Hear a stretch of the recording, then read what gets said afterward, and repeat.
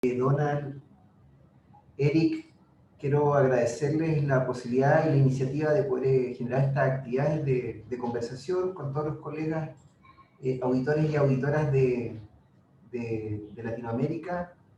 Estoy muy contento de poder acompañarles, así que vamos a compartir acá algunos temas que expuse en el último CLAI en Costa Rica.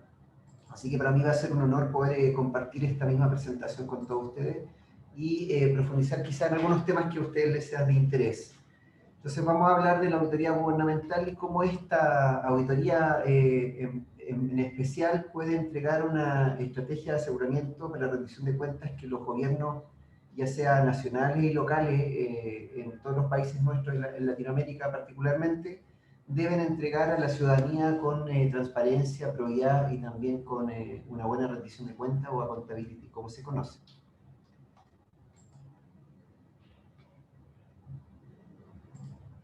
Voy a tratar de presentar. Esto es... Bien, ahí se proyecta, ¿verdad? Sí, ahí sí. Perfecto, la agenda.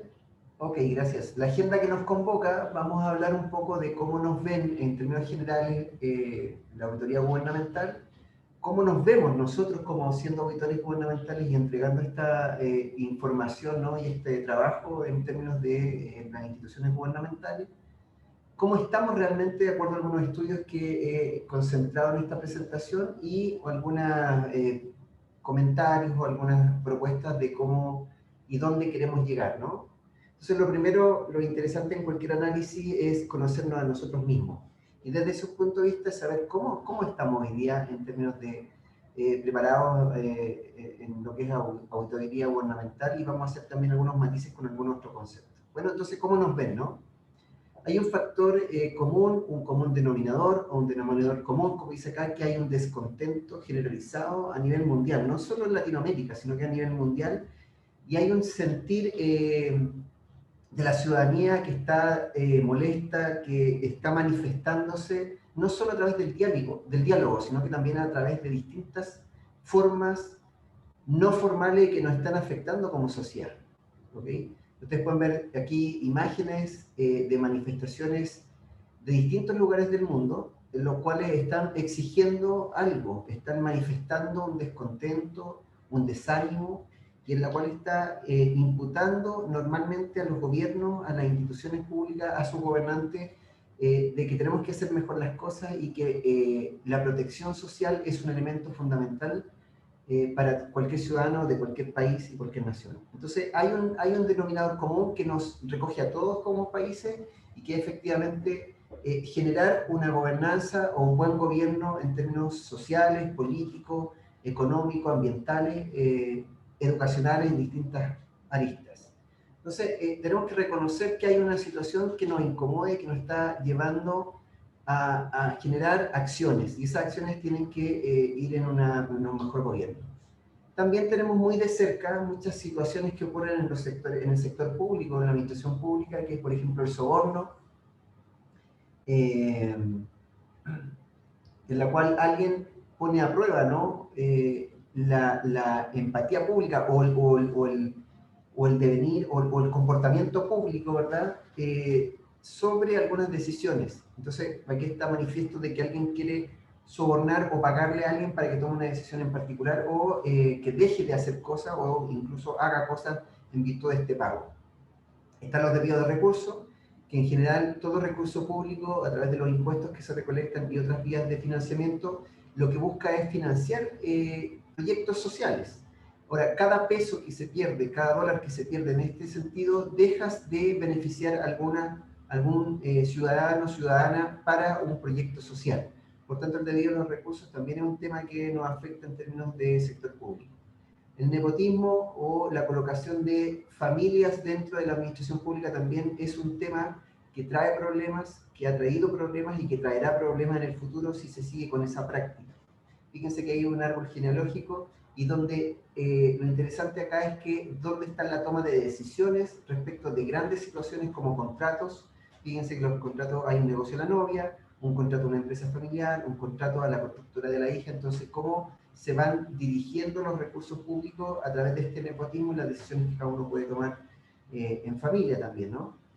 Está la obstrucción de la justicia, que es, como dice ahí, calladito te ves más bonito o mejor, es silenciar aquellas situaciones que efectivamente deben ser denunciadas y que están afectando la gobernanza en la administración pública, por tanto también no estamos ajenos a este tipo de situaciones. Y eso impide generar un buen proceso analítico y también un buen proceso judicial o de análisis en la justicia social para poder implementar los proyectos sociales. Y también tenemos el concepto de la colusión, que es acordar entre dos o más partes negocios, acuerdos, valores, normalmente aumentar el valor de mercado de algunos precios que estamos adquiriendo, ya sea bienes o servicios, y nosotros estamos pagando un sobreprecio de estas acciones, ¿ya? Está también, quiero mostrarle un ejemplo reciente de lo que ocurre en nuestro país. Fiscalía ha formalizado a exfuncionarios de salud producto de la crisis sanitaria y la pandemia. Lo que ocurrió acá es que mucha gente que no tenía la posibilidad de estar en sus viviendas, dado que eran viviendas pequeñas o tenía un contacto estrecho con su familia, se le asignaba una residencia sanitaria para que pudiese pasar la cuarentena, 7 o 14 días, dependiendo en qué momento fue. Lo que hizo el Ministerio de Salud fue colocar estas residencias sanitarias, financiar el Estado esta residencia sanitaria, y que también permitía a extranjeros que llegaban al país hacer su cuarentena, ver que estaban libres del virus y se podían retirar de esta residencia. Lo que ocurrió acá es que gente que administraba estos contratos, que tenía además toda la posibilidad de asignar las residencias sanitarias a distintos hoteles y empresas que prestaban estos servicios, se encontraron algunas derivaciones ilegales, derivaciones fantasmas, para decir gente que estuvo en nuestro país, se demostró gente que había estado en nuestro país, que había hecho un registro en nuestro país, que había salido del país, y en los registros que tenía el hotel aparecía como que estaba vigente, siendo que la persona ya había salido de nuestro país. Y eso se cobró, se hizo un cobro, ¿ok? 205 millones de pesos chilenos. Si ustedes pueden hacer la conversión, el dólar está como a 200 pesos más o menos, y eso es lo que se ha encontrado hoy día en esta situación. Entonces, ¿el fraude existe? Claro que sí. ¿Es posible que siga cometiéndose en nuestras instituciones? También. Entonces tenemos que estar atentos, y es parte del descontento de la sociedad. Voy a pedirle a Haroldo Portillo, por favor, si puede silenciar su micrófono, porque estoy recibiendo un retorno. No sé si pueden ustedes silenciar a Haroldo, por favor. Muchas gracias. Bueno, trayendo estos casos o estas situaciones análisis, tenemos enfrente nuestro último informe de percepción de la corrupción, donde sitúa América, todos los países americanos, en el lugar 43 como promedio, de un valor de 100, donde está Canadá, Uruguay, Chile y Estados Unidos dentro de los países con mayor comportamiento en términos de percepción de la corrupción. Se mantienen señales de avance, sin embargo, los últimos 3 periodos hemos mantenido nuestra posición en el lugar 43, no hemos avanzado en los últimos 3 años, ¿ya? Para 32 países evaluados de la región, hemos tenido mejores resultados, sí. No ha afectado el tema de la corrupción a nivel latinoamericano, sí. La pandemia nos puso también en jaque en este sentido, también. Y lo que tenemos que entonces impulsar es ir mejorando, generando acciones que mejoren la percepción de la corrupción, y lógicamente ir mejorando esta percepción de la ciudadanía y ir evitando estos conflictos sociales. Acá dice un comentario de estos reportes de la presidente en ese entonces. Dice: los gobiernos deben abordar urgentemente el papel corruptor del gran dinero en el financiamiento de los partidos políticos y la influencia indebida que ejercen nuestros sistemas políticos. Cuando se mezclan los dineros y la política, no es una buena mezcla, no hay un buen resultado, y eso afecta o genera todos los casos que vimos anteriormente de corrupción, nepotismo, etc.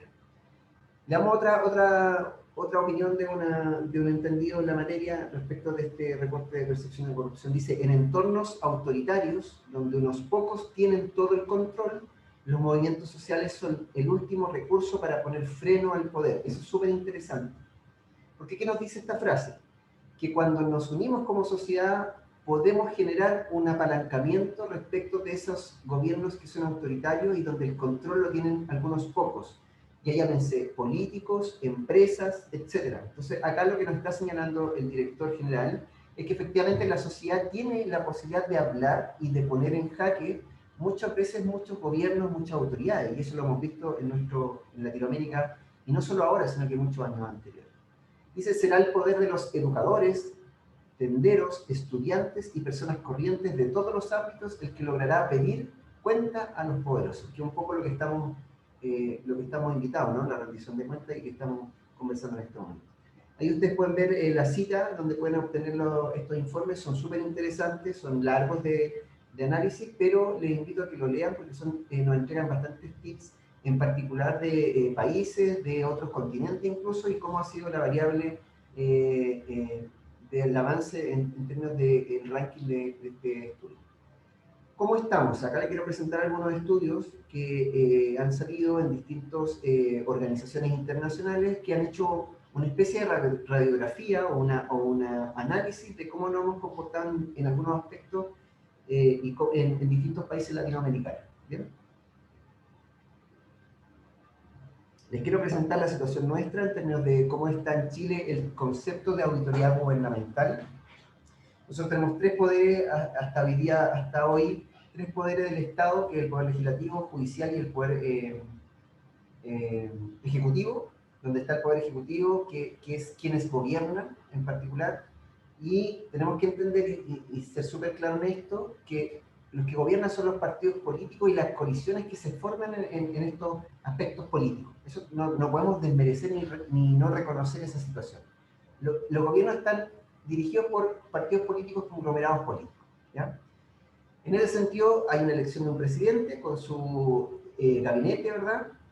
Y en Chile en particular tenemos un decreto, que no es una ley, es solo un decreto, que fija el Consejo de Autoridad Interna General de Gobierno, al ser decreto y al ser solo un consejo asesor, si un presidente en el futuro quiere eliminar esta figura, lo puede hacer a través del mismo instrumento y sin necesariamente pasar por el Poder Legislativo.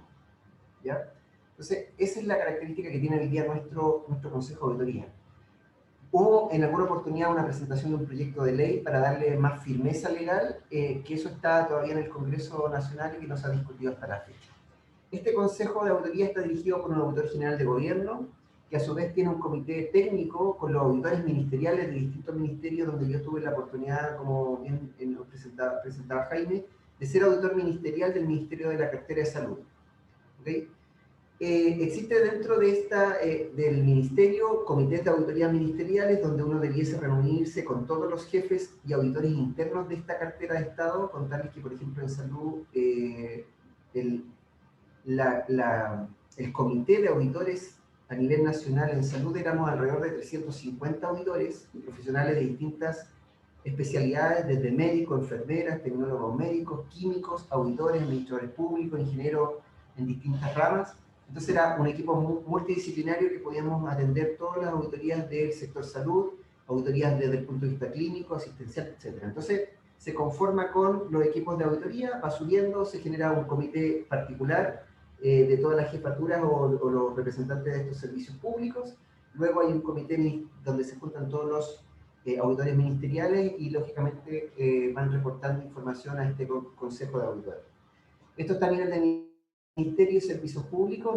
Esta figura no está en el Poder Judicial y el Poder Legislativo, y ellos tienen figura de auditoría o control distinto a lo que es el Poder Ejecutivo. ¿Okay? También los ministerios están mandatados para generar lo que se llama el proceso de gestión de riesgo. Esta institución, el Consejo de Auditoría de Gobierno, ha indicado o ha instruido a través de algunos documentos técnicos cómo generar un proceso de gestión de riesgo, y lo que ha hecho es consolidar las matrices de riesgo. Entonces hoy día existe una matriz de riesgo de Chile, sí, puede existir, existe. Usted la puede solicitar a través de mecanismos formales, sí se puede solicitar.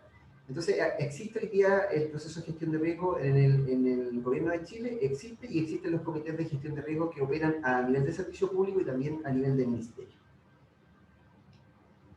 Ahora, en algún momento se hizo un cuestionamiento, un análisis de cómo teníamos que referirnos nosotros si era auditoría gubernamental, porque cuando hablamos de auditoría gubernamental se refiere al gobierno de turno, ¿verdad? Ya vimos que los gobiernos lo gobiernan coaliciones y partidos políticos. Entonces, que se puso en análisis si debiésemos pasar a una auditoría de Estado, que dependemos del Estado y no necesariamente del gobierno de turno que está vigente.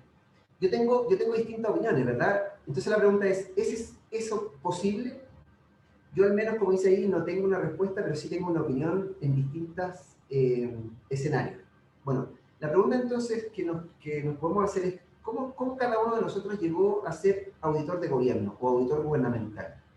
¿Usted fue designado para decir, alguien vio su currículum o o algún amigo o amiga conoce que usted tiene experiencia y expertise en auditoría y le dijo, por favor, hazte cargo de este cargo, por así decirlo? ¿Le parece bien que cuando exista cambio de gobierno a usted le pidan el cargo para colocar a otra persona que a lo mejor viene del gobierno de turno? Si tuviese la posibilidad de designar alguna persona, ¿usted reclutaría a una persona de confianza? ¿A usted le gustaría trabajar con alguien de confianza que sea su mano derecha? ¿Verdad? Y aquí un concepto que ha surgido en Chile, un nuevo concepto que ha establecido la Contraloría General de la República, que es la confianza legítima o legítima confianza. Y aquí hay que diferenciarlo con los cargos de confianza. Entonces, volviendo a la lámina anterior, yo soy de la idea, y así también he participado, de que a este nivel de auditoría ministerial sí quizás podría ocurrir que el cargo sea de confianza, que el ministro de la cartera que depende del Ejecutivo y que es designado por el presidente pueda poder designar un auditor ministerial con experiencia y que ese auditor ministerial pueda coordinar en términos político-técnicos la gestión de auditoría de los distintos servicios. Entonces, si usted me pregunta, bajo tu punto de vista, ¿esta persona puede ser designada? Yo creo que sí. Ahora, a este nivel de jefatura de nivel operativo de los servicios públicos, ¿pudiese ser designado? Sí, también dependiendo del nivel de servicio, pero lo ideal es que todos estos cargos sean concursables. Por ejemplo, el cargo que yo tengo hoy día, que es un servicio público que depende del Ministerio de Obras Públicas, es un cargo concursable que tiene requisitos. Yo concursé un cargo que dura 3 años, renovable por 3 años más, dependiendo del desempeño. Entonces tengo una cierta característica de mantenerme en el cargo y que no dependo necesariamente del jefe de servicio que llegue, y si no le gusta cómo yo hablo, cómo yo soy, cómo me visto, etcétera, solamente por esa condición me pueda sacar, sino que él tiene que evaluarme técnicamente para mantenerme en el cargo. Ahora, hay matices, ¿no? Yo creo que efectivamente uno debiese estar convencido de poder auditar algo que cree que es viable. Por ejemplo, ¿cómo podría yo auditar una política instaurada por un gobierno de turno cuando yo no estoy de acuerdo con esa política? A mí me pasó cuando yo estuve en salud, se discutió la ley de aborto en 3 causales. Yo no estaba de acuerdo en ese momento con el aborto en ningún tipo de causal.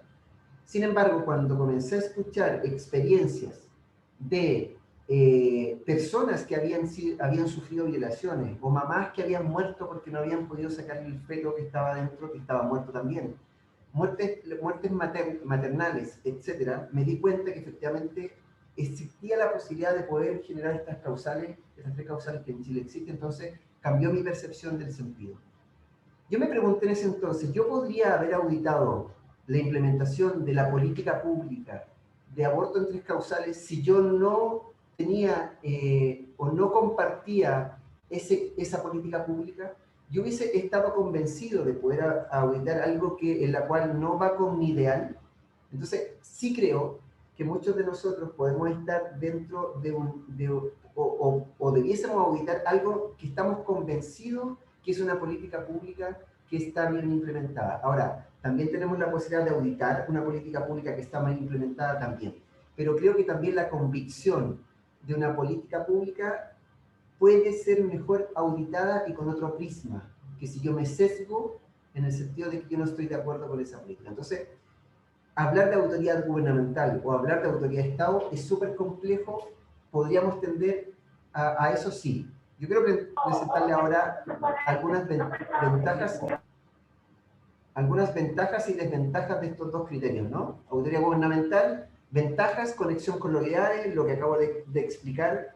Si yo me conecto con el ideal, con la política pública, la puedo votar de mejor manera. Tengo una conexión con el programa político que definió o que ganó esa, ¿verdad? Que ganó la presidencia. Podría tener una conexión si yo tengo, si soy solo gubernamental. Equipo de confianza, también porque al ser gubernamental y cuando yo fui elegido por este ministro, ¿verdad? Trabajo con un equipo de confianza que también es de las mismas características, puede conocer el mismo ideal, puede compartir el mismo ideal y también está asociado al cumplimiento de un programa político. Ahora, ¿cuáles son las desventajas de ser colocado en este sentido, ¿no? Como ser una autoridad gubernamental más bien de colocación por estos ideales que estaba hablando. Primero, la desventaja es que existe una alta rotación de los equipos de trabajo, porque por cada cambio de gobierno cambian los autores, cambia la jefatura y cambian también los autores operativos. Cambios, periodos de foco. ¿Por qué? Porque cada programa gubernamental debiese estar orientado al programa de gobierno en su gran mayoría. Yo debiese estar auditando aquellos focos en las políticas y el programa de gobierno que yo definí o que yo adhiero para poder ver si efectivamente los recursos que están siendo asignados están llegando a esas políticas sociales. Por tanto, si cambio cada periodo o cambio de color político, hay un cambio necesario en el foco, que es distinto. Hoy día yo puedo auditar con convicción el ejemplo que está dando el aborto en 3 causales, y si hay un cambio de gobierno y cambia esa política y cambia esa ley, va a haber un cambio de foco también. O sea, no voy a estar auditando otra cosa que no sea las causales porque ya no van a existir.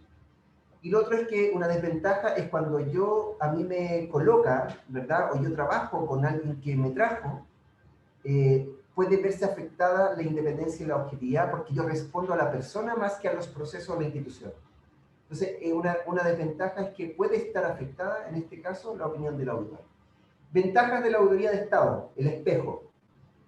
¿Qué pasa con una ventaja importante? De que como yo no dependo del gobierno de turno, puede existir una continuidad y una estabilidad laboral para el equipo de auditoría. Y eso es súper bueno, ¿verdad?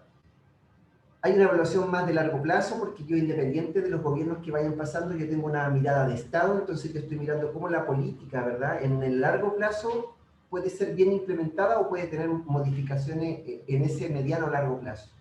Y la independencia objetiva se ve fortalecida porque yo no dependo de quién me trajo, sino que dependo del Estado, en este caso en particular, y mi trabajo está orientado a esta evaluación de largo plazo y, lógicamente, validado por la continuidad operativa.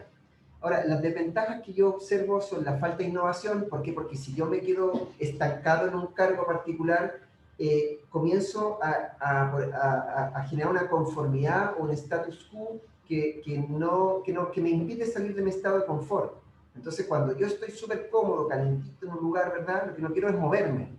Y eso impide la innovación, eso impide incorporar nuevas técnicas, nuevas formas de ver las cosas, nuevas formas de hacer las cosas. También afecta a la competitividad, porque si yo estoy estable en mi cargo, no veo riesgos, que nadie pueda generar competencia, entonces hago lo que quiero, ¿verdad?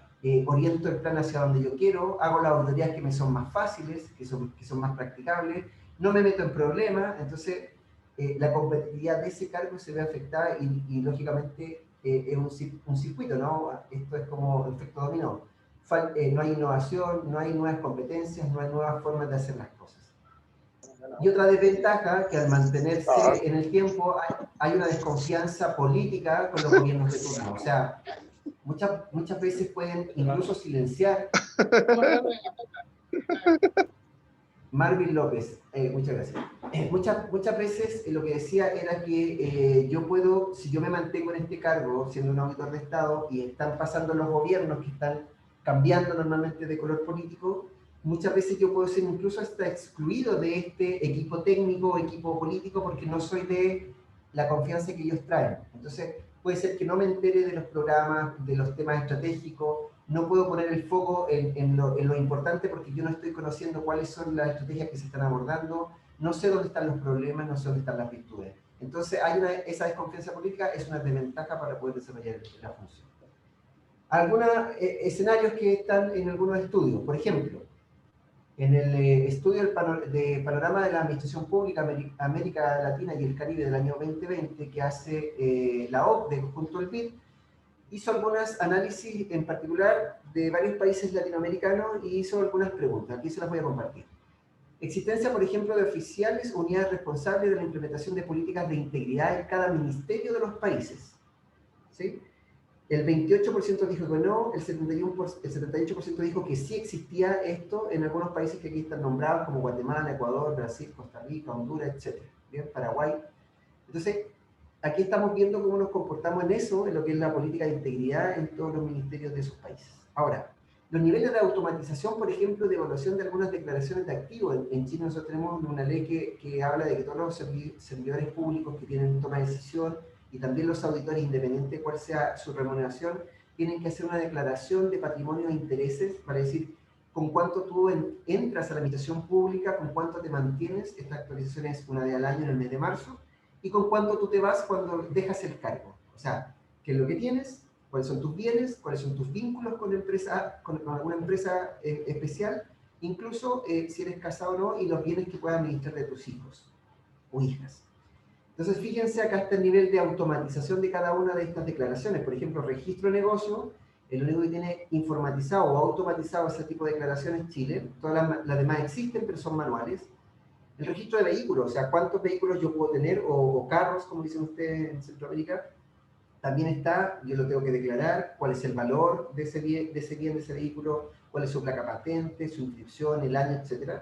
Chile lo tiene automatizado.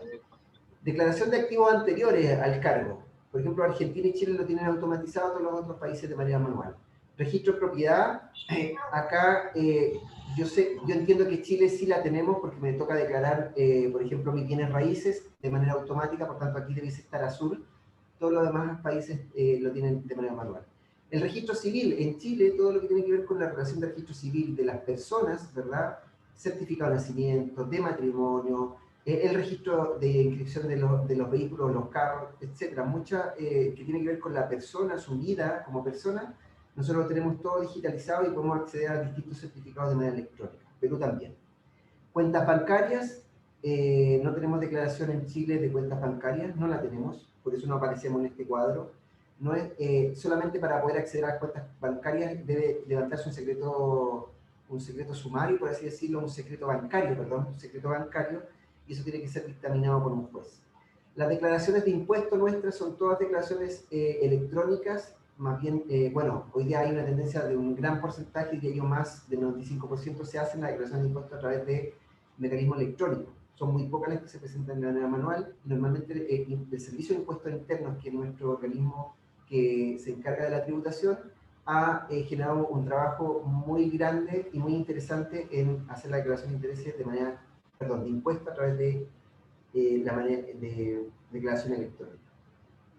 Bases de datos públicas extranjeras, solo 3 países. Si ustedes se fijan, unidad de inteligencia financiera, solo 2 países la tienen en términos de declaración de activos. ¿Bien?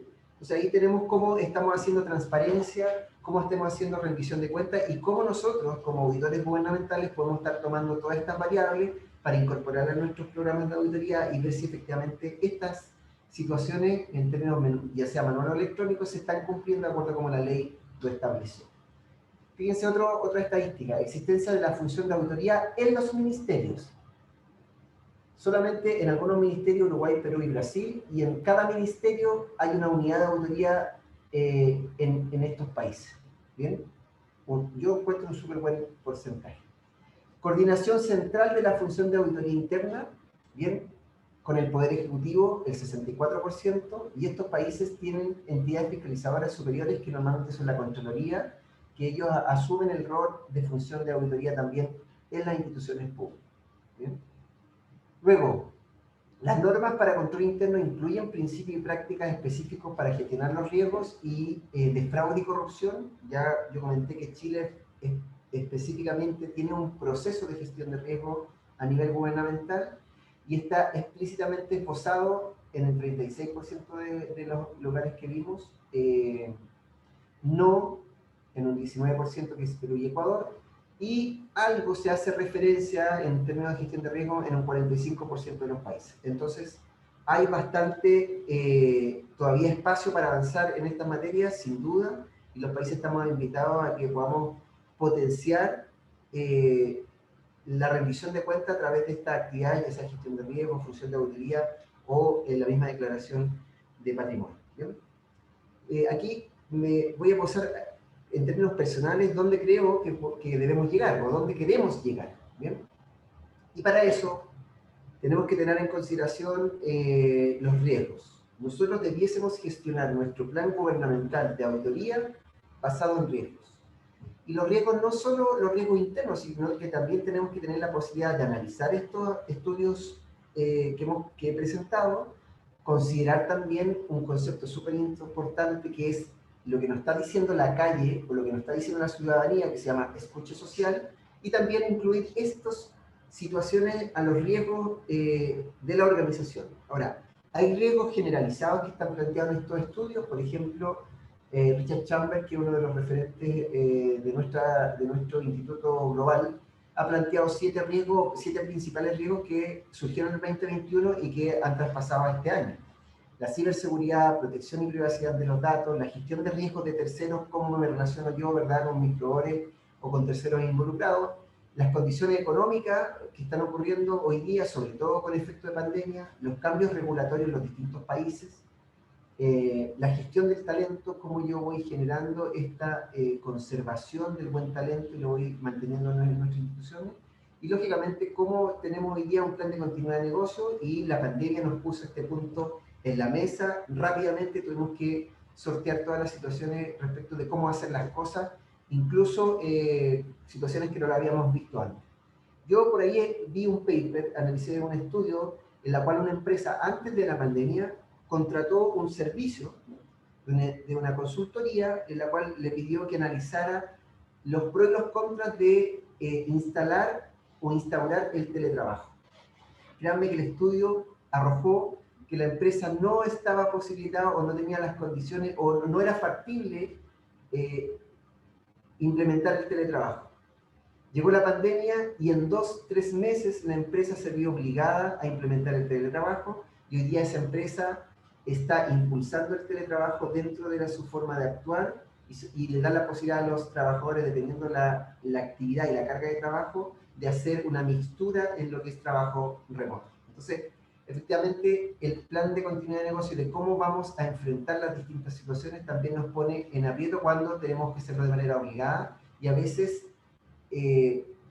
pecamos, ¿verdad? O tenemos ciertos miedos, incertidumbres de poder tomar decisiones que al final tenemos que tomarlas de manera obligatoria. Pues bien, otros riesgos respecto al Focus Risks que salió hace muy poco, y esto, si algunos pueden ver alguna presentación de Javier Felato, que era en ese entonces representante en España y hoy día en el Instituto Global, él planteaba estos riesgos y él evangelizaba, ¿no?, con este estudio, y planteaba los 10 riesgos principales. Ciberseguridad y protección de datos, un poco coincide con lo de Richard Chambers. Cambios regulatorios, eso es súper importante, y el compliance, o sea, la transparencia y cómo hacemos nosotros esta gestión de la rendición de cuentas. Digitalización tecnológico y emergente, diversidad y gestión del talento, continúa el negocio y respuesta a crisis, se mantiene. Riesgo financiero y de liquidez, súper importante, sobre todo hoy día, en la cual nos vimos afectados por la pandemia, y también el aumento de inflación y la baja liquidez que tenemos hoy día, más la inflación se suma, son riesgos que debemos tener en consideración. Incertidumbre macroeconómica y geopolítica, esto sin duda, sin duda. Y es uno de los puntos que tenemos que recoger nosotros como entidades gubernamentales, y la voy a desarrollar en la siguiente slide. Riesgos climáticos y sostenibilidad, también otro riesgo que a lo mejor no lo estamos mirando, no lo estamos considerando, y que quizás tenemos que incorporar en la auditoría de nuestras políticas y políticas gubernamentales públicas. Y el número 10, salud y seguridad, también la salud es súper importante y la seguridad laboral también, entonces hay que preservar el bienestar físico y mental también para generar una máxima, ojalá, productividad y no estar, como decimos en Chile, en media máquina porque nos sentimos un poco agobiados, un poco cansados o la salud está generando complicaciones en la producción. ¿Ya? quiero presentarle otro estudio que generó la Universidad Católica de Chile, una universidad más prestigiosa en nuestro país, donde establece los riesgos políticos o geopolíticos de América Latina. Y me parece súper interesante poder compartirlo, porque nosotros como auditores gubernamentales que auditamos programas y políticas públicas, ¿verdad? Tenemos que tener en cuenta esta situación. O sea, por ejemplo, la erosión democrática. ¿Qué tiene que ver con esto? ¿Cómo los países están vinculándose en términos democráticos con la ciudadanía? Y el termómetro más claro para poder ver que no hay una vinculación directa es el nivel de participación ciudadana en nuestras votaciones o en nuestra elección de representantes. En el CLAI compartía con algunos colegas de Costa Rica, por ejemplo, de que ellos indicaban que cerca de un 65% de abstención o de no participación de la población hubo en las últimas votaciones. Yo decía, ¿sabes qué? Eso no se escapa y no es tan distinto con la realidad chilena, por lo tanto nosotros también estuvimos cerca de ese mismo porcentaje en la última elección de representantes, ya sea de nuestro poder legislativo y también del poder ejecutivo. Entonces, hay una señal que efectivamente algo está ocurriendo, que la gente no se siente representada por los representantes políticos de los países. Entonces, ¿cómo nosotros acercamos esa posibilidad de que la gente participe en términos democráticos, con tales como, por ejemplo, ahora se ha ingresado un proyecto de ley y que fue aprobado, entiendo, hace muy poco, en la cual tú puedes votar lo más cercano a tu ubicación de tu hogar. Antes debíamos trasladarnos a largas distancias para poder ir a votar, y eso lógicamente es un impedimento para muchas personas, porque hay que incurrir en gasto, hay que trasladarse, etc. Y hoy día este proyecto de ley lo que hizo fue acercar el lugar de votación a tu domicilio. Entonces, donde va a tocar votar va a ser lo más cercano a un colegio, que son las sedes de votaciones, y por tanto lo que se están haciendo son distintas formas de poder acercar la democracia a las personas. ¿Es suficiente? No, no es suficiente. Tenemos que hacer con actos, con situaciones y demostrar que las políticas públicas son bien implementadas para que la gente comience a retomar la confianza en lo que es la política y la democracia. ¿Es suficiente? No es suficiente. Tenemos mucho espacio sobre eso. Cambio climático y escasez hídrica. Miren la figura que está ahí. ¿Qué porcentaje de las reservas de agua se ha usado en América Latina? Fíjense que Chile, México, Nicaragua son los que estamos en un peor escenario en términos hídricos. Ahora la pregunta es, si usted es de un ministerio, de un servicio público que se implementan políticas públicas en términos de crisis hídrica, la pregunta es, ¿usted tiene en su plan de auditoría alguna temática que tiene que ver con esta situación, con la crisis hídrica? ¿Usted ha evaluado en algún periodo procesos que tienen que ver con la falta de agua en nuestros países? Efectivamente estamos orientando los recursos en la revisión o en la opinión de auditoría en aquellos temas que son importantes. Entonces, el cambio climático y la crisis hídrica es muy importante. Dense una vuelta en sus instituciones y vean, por ejemplo, las llaves si están funcionando bien, si hay una fuga de agua. Son pequeñas cosas que nosotros podemos aportar en términos de la evaluación, efectivamente, y cómo aportamos desde nuestras instituciones a la crisis hídrica y cambio climático. Contaminación del aire e incendio. Nosotros tenemos épocas muy secas donde los focos de incendio son enormes, dañando, lógicamente, erosionando todo lo que tiene que ver con bosque nativo. Sabemos también, y se ha reconocido en Chile, por eso también hay un proyecto de ley que impulsa que un lugar o un bosque que ha sido quemado por un incendio no exista la posibilidad de construir durante los 3 siguientes años. ¿Por qué les doy este ejemplo? Porque han habido investigaciones en las cuales las quemas de bosques son intencionales. ¿Por qué? Porque después yo puedo presentar un proyecto de edificación, ¿verdad?, de construcción de viviendas, y la empresa, lógicamente, lo que buscan ahí es lucrar con esta venta. Entonces, se ha demostrado esa situación y lo que ha impulsado a presentar un proyecto de ley de que cuando exista esta quema de un bosque, ya sea nativo o un bosque productivo, se impida la construcción durante 3 años de algún proyecto inmobiliario, ¿ya? Protestas sociales y la violencia. Tenemos que recoger la escucha social, por qué la gente está tan airada, tan molesta, qué es lo que está ocurriendo. La crisis migratoria. Yo entiendo que migrar es un derecho humano, pero nuestros países no estamos, primero, adaptándonos a este cambio migratorio, y lo otro es que no estamos generando todas las facilidades para que las personas podamos optar a este derecho humano que es la migración. Entonces, ¿qué estamos haciendo nosotros? Si hay alguno de acá que trabaja, por ejemplo, en el Ministerio de Relaciones Exteriores, ¿estamos auditando los programas políticos de migración? ¿Está incluido en nuestro programa esta política pública? Sería bueno, interesante conocerlo. Economía ilícita, ¿qué estamos haciendo para evitar la corrupción? ¿Qué temas estamos incluyendo dentro de nuestra emprendeduría? ¿Estamos haciendo siempre lo mismo? Entonces, cuando hacemos siempre lo mismo, el corruptor o la persona que va a defraudar ya sabe que estamos haciendo lo mismo, por tanto, va a seguir defraudando. ¿Estamos cambiando nuestras formas de hacer auditoría en este punto? La polarización política lo que ha generado es, lógicamente, afectar el primer punto, que es la erosión democrática. Entonces, efectivamente, ¿cómo hacemos? Aquí quizás no tenemos mucho espacio como auditoría gubernamental de ver esto, pero sí los países deben recoger este riesgo político como una situación que llegó para quedarse. Y cómo efectivamente hacemos frente a la polarización política. Y esto, un tema súper interesante, es la transparencia de la información. La polarización política está muy afectada por los fake news o por las postverdades. Vale decir, instalar hoy día una mentira sale muy barato, sale muy económico, y no pasa nada a quien afecta la dicha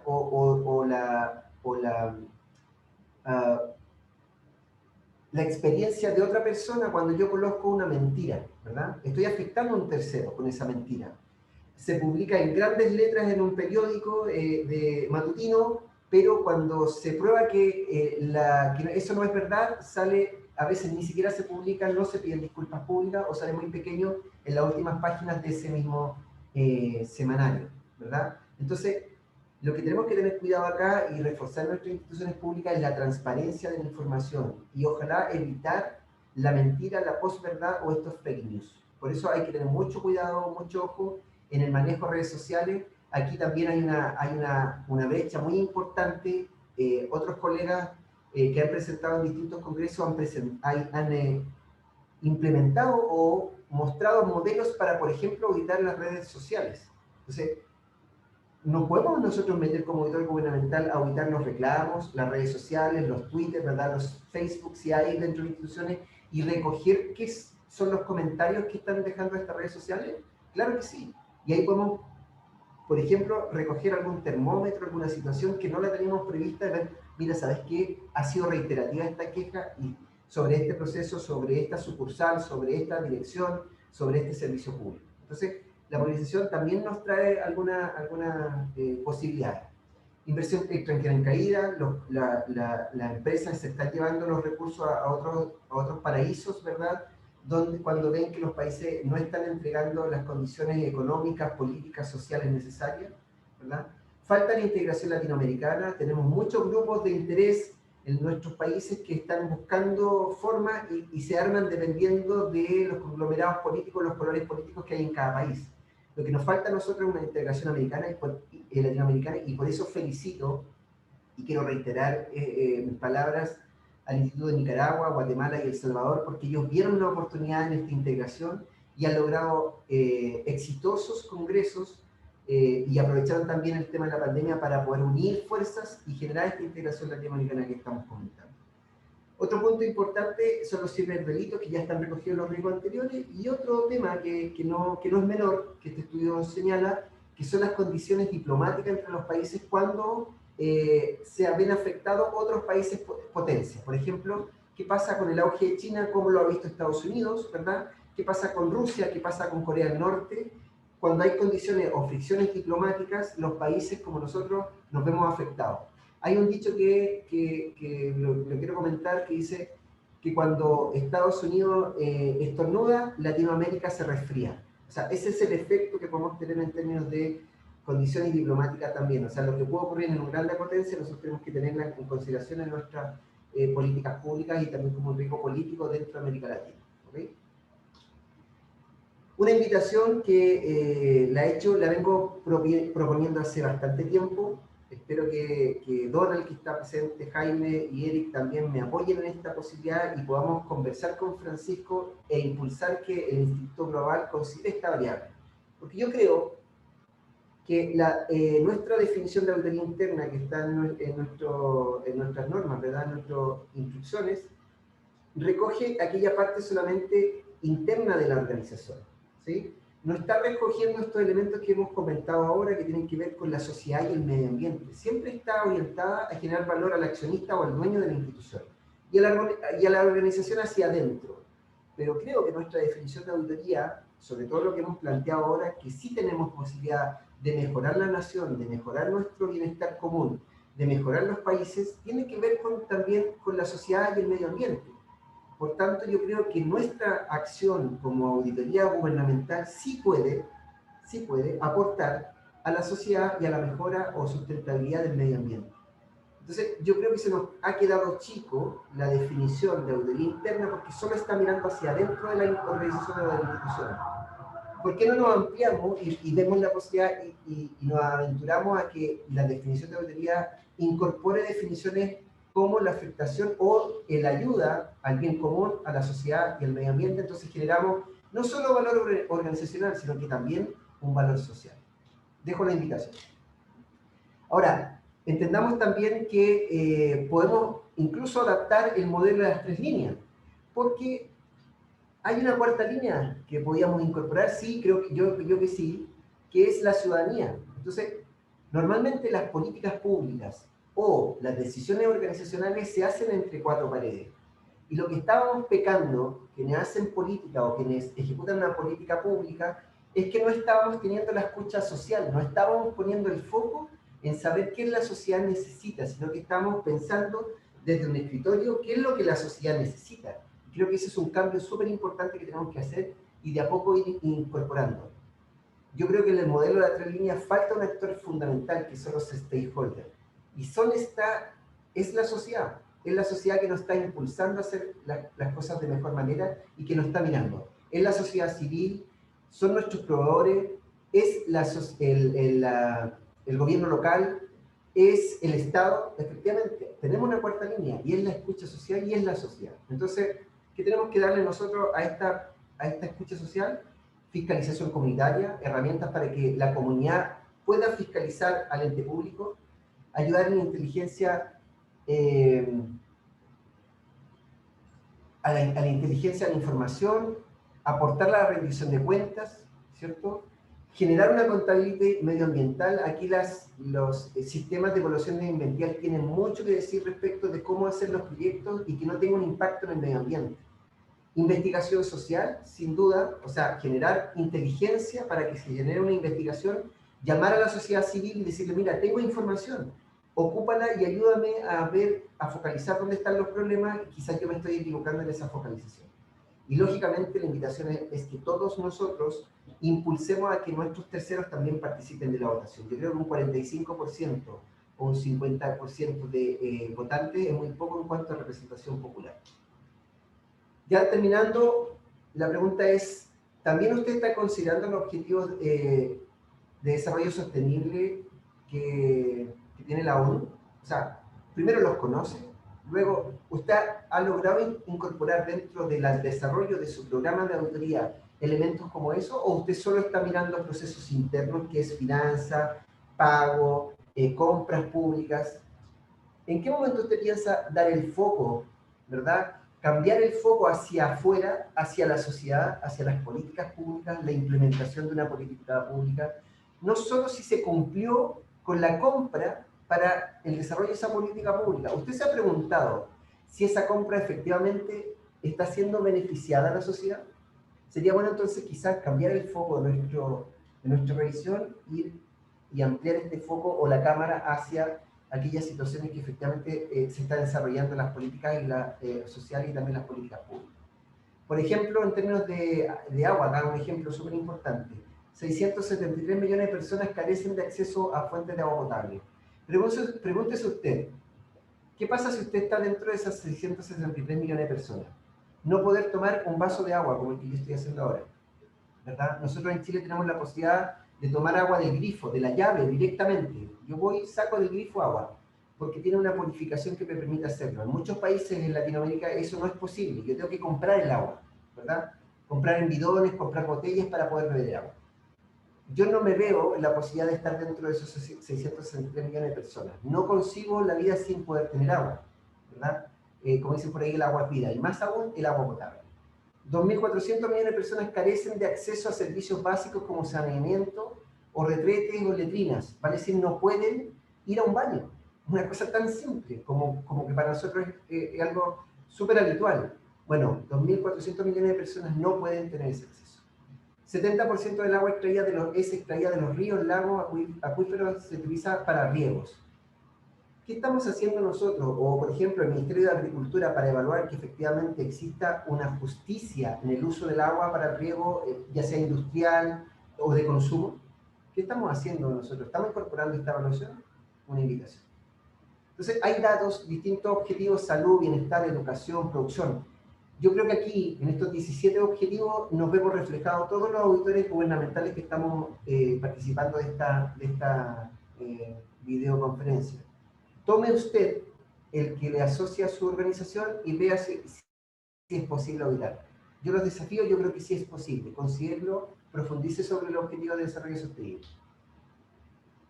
¿Dónde está, creo yo, mi esperanza y mi deseo? En las nuevas generaciones. Yo creo que aquí está la posibilidad de nosotros instaurar la forma de hacer mejor las cosas en términos particulares, en términos de familia, y cuando nosotros instauramos valores, principios en la familia, eso necesariamente se ve reflejado en la sociedad. Sin lugar a duda hay un porcentaje de personas que siempre se quiere beneficiar de lo ajeno, ¿verdad?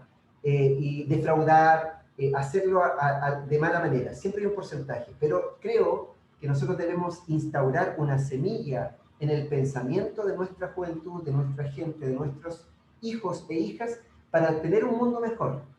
Esa es mi esperanza y mi deseo. Nosotros creo que ya tenemos formada una forma de pensar las cosas, de hacer las cosas, pero creo que el potencial está en nuestras futuras generaciones. Trabajemos en lo personal, en lo particular, en lo colectivo, en la sociedad, para que esto pueda ser importante. Si hay alguien de los ministerios de educación escuchando, por favor, impulsemos de que las políticas públicas en términos de educación en la escuela tengan este foco. Pero también tenemos que partir nosotros en casa. Nuestro mensaje debe ser de que cuando mi hijo o mi hija ve que yo soy íntegro, que cumplo valores, que tengo un comportamiento ético, ellos van generando un patrón de conducta. Por tanto, lo más probable es que en el tiempo su mente y su forma de ser no sea corrompida porque tuvo un buen patrón o tuvo un buen ejemplo. Para cerrar, reflexiones. ¿Cómo nos ven? Corrupción y falta de la prioridad, descontento, desconfianza social, alta polarización política, baja efectividad en el impacto de nuestras evaluaciones como auditoría gubernamental. Tenemos que hacernos cargo de eso. Cambiar el foco de la revisión. ¿Cómo estamos hoy en día? Entonces, hay diferentes estructuras institucionales de auditoría interna, entonces necesitamos quizás fomentar una integridad latinoamericana para poder impulsar o mejorar nuestro comportamiento o nuestra actuar en términos de autoridad gubernamental. Riesgos políticos, sociales y ambientales nos están afectando. La pregunta es, ¿lo tenemos considerado en nuestras variables, en nuestro análisis de auditoría? Y, lógicamente, una alta rotación del poder. Estamos viendo cómo cada vez los países están rotando de poderes políticos y eso, lógicamente, afecta la implementación de política y también nos puede afectar a nosotros como autoridad gubernamental. ¿Dónde queremos ir o dónde vamos? Estabilidad y continuidad de la función de auditoría. La única forma de poder asentar las bases de auditoría interna es el trabajo que nosotros hacemos, no hay otra forma. Si nosotros hacemos un buen trabajo en términos de auditoría gubernamental, va a existir una continuidad de la función de auditoría. Si no, vamos a tener cambios importantes. Considerar los objetivos de desarrollo sustentable y los riesgos políticos, sociales y ambientales en nuestro plan de auditoría. Y la pregunta es, si es auditoría gubernamental o auditoría de Estado, da igual, pero hagámoslo con enfoque social. Cambiemos la variable.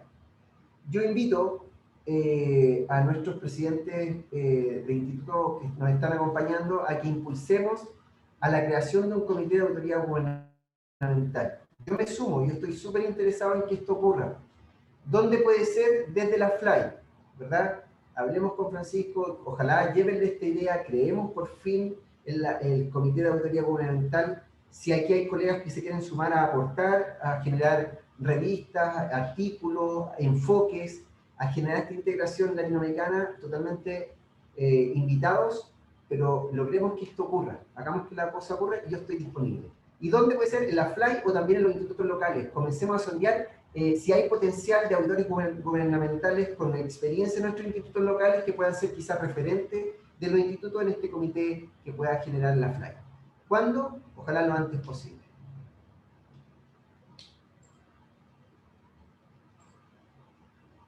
Voy a, en honor al tiempo, voy a dejar los desafíos que están acá planteados. Solamente invitarlos a que hagamos cosas distintas con foco en las políticas sociales, en los programas de gobierno y que nuestras auditorías tengan un impacto social con enfoque en el medio ambiente y también en los aspectos sociales y política pública. Para cerrar, el privilegio de ser funcionario público está concebido para servir al Estado y no nosotros servirnos del Estado. Es un gran cambio que tenemos que tener. Y lo otro es que el primer acto de corrupción en el Estado es aceptar un cargo del cual no estoy preparado para ejercer. Muchas gracias por la invitación. Dejo acá mis datos, todos mis contactos, y quiero, Jaime, también como lo dice en el slide, poner a disposición, no sé si ustedes muchos lo saben, pero yo acabo de sacar hace poco una novela que me gustaría compartirla, así que quien guste puede escribirme a mi correo electrónico, puede enviarme un mensaje por WhatsApp, y yo gustoso puedo compartir y regalarle digitalmente mi novela, y también voy a estar muy gustoso de esperar los comentarios de ella. ¿Okay? Así que muchas gracias, dejo el espacio entonces para la coordinación y el espacio para preguntas. Muchas gracias, Jonathan. Efectivamente, estamos ante un novelista latinoamericano. Su obra Ilusiones Cumplidas fue publicada en el año 2002 y me apunto para leerla. Así que tienes la primera persona a la cual enviársela. Mira, muy interesante, Jonathan, tu aporte, sobre todo pensando en la actualización del marco internacional de prácticas profesionales del Instituto Global. Y tengo anotadas dos preguntas que se relacionan un poco con esto que tú planteas, sobre todo con lo que ya existe. En tu experiencia desde Chile o a nivel latinoamericano en auditoría gubernamental, ¿qué mejores prácticas se encuentran adoptadas por los marcos normativos para el ejercicio de la auditoría gubernamental en los países latinoamericanos? Y la segunda pregunta es, ¿cuál es la tendencia que tuve en la relación existente entre los auditores internos gubernamentales y las Contralorías Generales de la República, los entes de fiscalización superior? ¿Qué acciones toman para evitar la duplicidad de esfuerzos entre los auditores de estas entidades y los auditores internos de las instituciones y empresas públicas? Jaime, un gusto poder encontrarnos de nuevo cara a cara. Gracias por la invitación. Mira, yo voy a dejar en el chat un link de una web que es del Consejo de Auditoría Interna de Gobierno, donde hay una cápita que dice documentos técnicos, ¿ya? Yo creo y soy convencido de que el Consejo de Auditoría Interna desde el año 98 ha venido reforzando lo que es auditoría interna gubernamental en el Estado de Chile. Y ahí ustedes van a ver muchos documentos técnicos que podrían apoyar, que quien quiera analizarlos puede ver cómo se ha avanzado en las distintas etapas de auditoría, recogiendo las normas internacionales de auditoría y generando esta parámetro o un estándar de cómo hacer las cosas. Tanto así que el Instituto ha propuesto incluso la elaboración del Estatuto de Auditoría de los distintos organismos gubernamentales, un código de ética del comportamiento de los auditores y las distintas etapas desde la planificación estratégica, la planificación anual de auditoría, con enfoque de riesgos, ¿okay? Considerando el proceso instaurado de proceso de gestión de riesgos, la etapa de ejecución de auditoría hay distintos documentos técnicos de muestreo de auditoría, por ejemplo, dependiendo del foco o la instancia que estoy revisando, la etapa de comunicación, vale decir, de emisión de informe, la etapa de seguimiento. ¿Okay? También hay documentos muy interesantes porque 3 instituciones públicas en Chile han obtenido la certificación de QA, de calidad, la calidad internacional, y ellos también han sido apoyados por esta institución, y también hay un documento técnico de un manual de evaluación de madurez para los equipos de auditorías gubernamentales para optar a la certificación de QA. Entonces, yo lo que quiero compartir con ustedes es que el Estado de Chile, a través de esta institución, ha potenciado muchísimo lo que es auditoría interna gubernamental, y pueden acceder a través de ese antecedente, y así no soy yo quien pueda estar transmitiendo desde primera persona, sino que hay una de tercera persona, y son instrumentos gratuitos, elaborados con recursos públicos. Lo único que se pide es que cuando se utilicen se haga referencia, porque tienen registro intelectual, solo que se haga referencia a la fuente. ¿Okay? Respecto de la segunda pregunta, Jaime, la relación latinoamericana con las entidades fiscalizadoras es variable, ¿verdad? Hay países en los cuales la función de auditoría la ejecuta el ente contralor, por así decirlo, y no necesariamente hay unidades de auditoría en los servicios públicos, ¿ya? La mayoría, como mostré en el gráfico, tienen una vinculación o cuentan los ministerios o los servicios públicos con unidad de auditoría específica.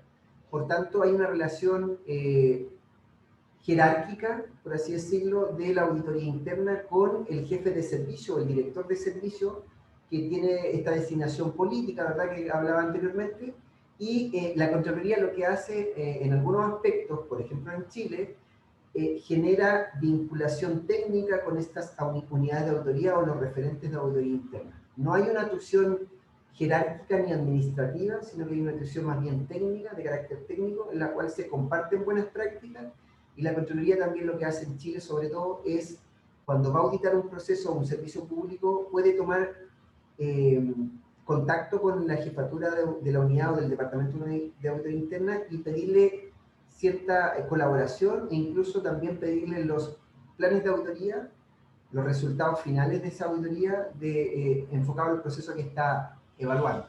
Entonces, hay una relación, existe aún espacio para poder trabajar mancomunadamente con las contralorías, sí, lo existe.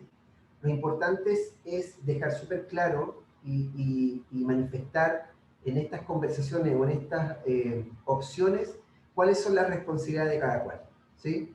No entender que uno trabaja para la Contraloría, sino que uno trabaja para el servicio público para el cual está contratado, pero también puede generar una sinergia o una vinculación gratificante y también virtuosa con la Contraloría, porque pues yo puedo aprender cosas que la Contraloría me puede enseñar a través de su forma de hacer la auditoría y también de la forma de emitir su informe. Entonces yo generaría un círculo virtuoso con ellos, sin perjuicio de marcar súper bien la responsabilidad que cada cual le cae. Muchas gracias una vez más, Jonathan Leiva, por tu colaboración con los institutos de auditores de Guatemala, El Salvador y Nicaragua. Efectivamente, la temática de la auditoría gubernamental se encuentra dentro del plan estratégico del Instituto de Auditoría Interno Global, y nosotros como institutos afiliados pues lo tenemos adoptado dentro de nuestros planes de trabajo. Un tentempié, un primer acercamiento para seguir conversando, discutiendo, intercambiando opiniones sobre toda esta temática del auditor interno gubernamental. Te adelanto y también a nuestra audiencia que los institutos de Guatemala, El Salvador y Nicaragua estamos trabajando de cara a organizar una serie de conferencias estrictamente sobre auditoría gubernamental, e incluso ver si podemos realizar un congreso para auditores internos gubernamentales. Entonces sí, retomamos tus palabras, estamos muy interesados en trabajar sobre este aspecto y contamos con tu colaboración para futuros esfuerzos. Muchas gracias una vez más. Bueno, ahí dejo mis datos, Jaime. Muchas gracias a ustedes. Un abrazo a casi las 100 personas que se conectaron. Creamos en la